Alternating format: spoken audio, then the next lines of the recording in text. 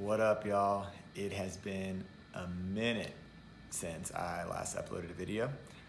You can see that my surroundings are a little bit different than they were in my last video, which was back in May. For those that don't know, I had a baby, and babies throw things off, make your schedule a little bit crazy. So that's why I haven't really posted anything this past 4 months. So I'm here in Austin, Texas. I'm actually in the youth room, my office of St. Teresa Catholic Church here in the West Hills of Austin. It is crazy that we're here. It was a bit of a wild ride getting here. And so I finally have an opportunity to make a video. So I wanted to make one on discernment. It's a question I get asked a lot when I work with teens or young adults. Or people just kind of all walks of life. Like, how do you make a decision? Like, how do you know it's the right decision? How do you know it is God's will? So that's what we're talking about today, because it's been 4 months of crazy, and catch you guys up / talk about discernment. It'll be a good time. So the 4 B's of discernment. Number 1, be attentive. Number 2, be patient. Number 3, be open. And number 4, be willing. So what do I mean by these things? So first of all, be attentive to the Holy Spirit, to the promptings that God's putting on your heart. You do that through daily prayer. You learn to listen to the voice of God. The second one, be patient. Don't ever act on emotion. Don't ever act on, any kind of a quick decision kind of thing. If they're really big decisions. Number 3, be open. So talk to people who are smarter and holier than you. So be open to the voice of others, right? Be open to listening to others.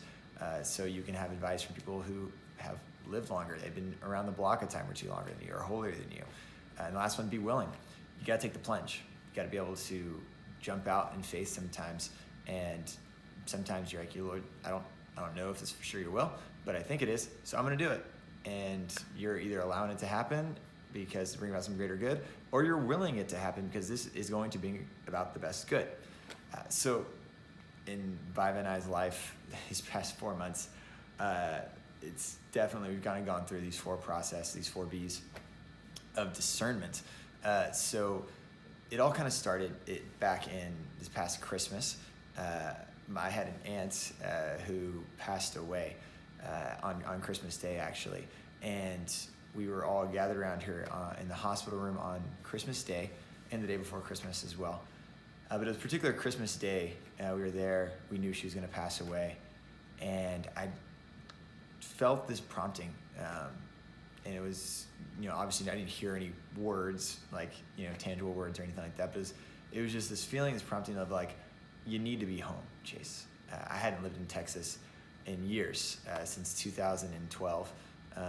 And it was just this kind of subtle, still small voice that was just like, you need to be home. And I was just like, oh man, like, it's kind of wild. I haven't lived in Texas a long time. I have a great job in New York. Viva and I have some awesome community there with some really good friends. And so that night, we were just going to bed and told Viva, who was in the waiting room at the time, which was watching my little brother and some of the cousins.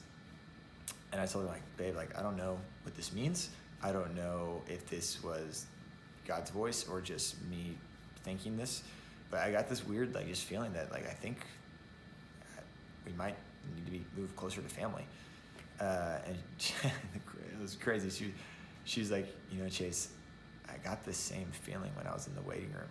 I got that same kind of prompting. And I was like, whoa, that's wild. All right. But we decided tangibly right then and there to kind of put this on the shelf. It was a hyper emotional time. Obviously, my aunt just passed away. We were both very sad. The whole family was really sad that my aunt passed away. So we intentionally shelved it, right? We were attentive. We even brought it to each other that we both kind of felt this prompting. But we knew we needed to be patient, right? That be patient step. So we intentionally chose to put it on the shelf. Say, you know what, let's go back to New York. Let's let things calm down. Let's get back in the swing of things. We know we have a baby on the way. So let's just see what happens from here. About a month or so went by, and we brought it up again. We said, okay, are we still feeling this might be, a calling to potentially move back to Texas or Phoenix? We didn't really know. We just knew it was be closer to family, right? And she said, yeah, I think it's still in my heart. Don't know if we're supposed to do it or not, but it's still being brought up. And I said, same with me.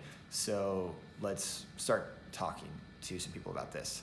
So that's that third one, right? We be open to the opinion of others. So I had a spiritual director at the time, amazing man, a priest, a CFR priest, Father Xavier, awesome, just great. So I had once a month spiritual direction with him. So I just started talking about it, and I told him kind of the story. I said, I don't really know, if this is God's will. I don't really know if we're supposed to do this, but it's got brought up. So I want to give it kind of over to you, Father Xavier, to, direct me spiritually. And he affirmed that our reasonings were good. They weren't selfish reasons. The reasoning being like to be closer to family, right? That's a good thing, especially with babies on the way. And so he affirmed that it was a good reasoning, but he didn't say, yes, that's God's will. He just said, keep praying about it. Let's keep talking about it. And let's not make any decisions rashly or because of some hyper emotional state. And so I said, all right. So we're still in that be patient / be open stage. And a couple months went by, kept talking about it. Started like poking around with some jobs, but once again, not taking anything too seriously. We knew we had to the end of June, that's when our lease was up, to make a decision to either stay in New York for another year or move to Phoenix or Texas. And Vive and I kept talking about it, but we didn't beat a dead horse. We wouldn't talk about it every single day. We wouldn't even talk about it every single week. Every couple weeks, maybe once a month, we'd bring it up, kind of touch base with each other, check in, see how we're feeling, see what we're thinking. And it was in one of those conversations that Viva felt, and I felt too, that we were being called to Texas. Why? Because I have 3 little siblings who, are very little. They're, 6, 9, and 13 now. And we felt that it was prudent for our children to be around them, but also a little niece that I now have, who's 1 year old. So we felt that it was more prudent to be in Texas for those reasons. And so we're like, okay, those are other very valid points of moving to Texas. So that's when we really started shifting our focus to Texas. But once again, at no point we were like, yes, we're moving to Texas. We were still trying to be patient, be open. We started talking to some family members about it in a non-spiritual, just more practical way of what that might look like, what we should consider, the cost of living, all these other things. We're trying to be very, very practical, right? And then as we get closer to the baby being born, that's around May, I started applying a bit more seriously into jobs, starting to take some interviews, and I actually got some interviews. We did some Skype interviews, and ironically enough, I did get offered a job, but I ended up turning it down for various reasons. It just didn't feel like it was the right parish for me to be at. And there's a few other reasons in there too. But through prayer and through talking to my spiritual director, I knew that job wasn't what I was being called to do. But we still knew at this point we're being called to Texas. So by around May, April, May, we were like, you know what? No, like we intentionally decided that we know God's calling us to Texas. We just don't really know like where and, what job I was going to do and all these things. And it was kind of ironic that we turned down a job because it's one of the things like I need a job, yet we turned one down. And we're at that point. Lena was born. It was nuts. It was awesome. It was beautiful. And we officially knew when we held that baby, like, you know what? No, like, yeah, let's get out of Dodge. We were living in New York and we're like, we don't want to raise our baby in a studio apartment. We don't want to, be struggling to kind of make ends meet when we can move somewhere where we're closer to family, cost of living is cheaper and all these things. And so it took literal months for us to officially say, you know what? No, we are not staying here. We are moving to Texas, and preferably Austin, because that is where the film industry is and my wife is an actress and we knew there's career opportunities for her here in Austin. But it was wild because I still didn't have an official job offer. And it was the beginning of June. We officially made the decision, and I went up to my wife and I was like, if we're gonna do this, I need to put in my notice with the diocese. I want to give them at least 3 or 4 weeks of heads up. She was like, but we don't have a job. And I'm like, yeah, but our lease is at the end of June, so what are we gonna do? And I had another job opportunity lined up with Orange Theory. I knew I had to go through some training, but that the job was probably gonna line up. And I knew I had a few other different interviews with some churches and stuff like that.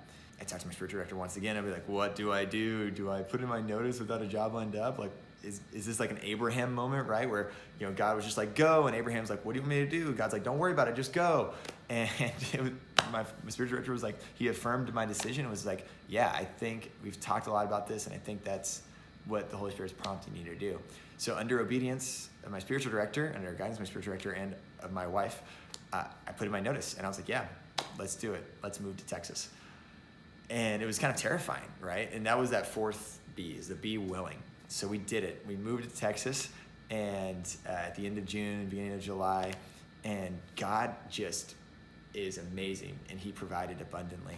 I ended up getting the job at Orange Theory as a coach for some side income, and we ended up moving to Austin at the end of July. I was doing that, and I had a few different interviews lined up with some churches, but literally God just wanted to prove that we weren't in control. That was this whole experience, because it was the second Sunday we were in Austin, and we just went to masstimes.org, found the closest church to us, which happened to be St. Teresa's.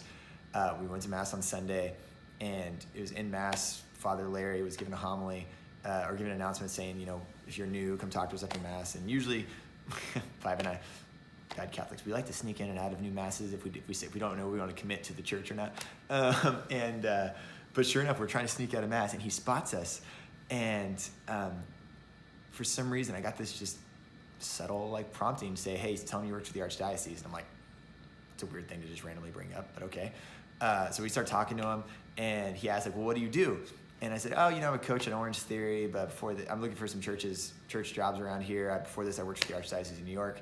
And he looked at me like, you don't hear that every day. He's like, we're hiring, right? And I'm like, nope, did not know that. And he's like, here, give me your contact information. I want to keep talking to you. So that was Sunday. The next day I had an interview with my now boss, Amy. And the next day I was invited in for a face-to-face interview. And the next day I was offered a job. It happened in 3 days. So literal months of me hunting for a solid job, nothing panning out. And just went to Mass on Sunday and got offered a job. So it was wild, but we're here, and God provides abundantly. Whatever decision you're trying to make, whether it's minor or major, hopefully you learn something from our story here. These 4 B's of discernment. Be attentive, start practicing that daily prayer, be attentive to that still small voice, be patient, don't act on emotions, don't act rashly, be open to talking to people who are holier and smarter than you, and finally be willing. Sometimes you got to take that plunge, and if it happens, God either is allowing it to happen or he wants it to happen. Either way, he's going to bring about a greater good. So hope this video helped you out in your discernment. If it helped you out, please share, please subscribe. Always looking to build the channel, obviously, and I'm start publishing these videos weekly again now that we're settled in and life is less crazy. Thanks, guys. God bless.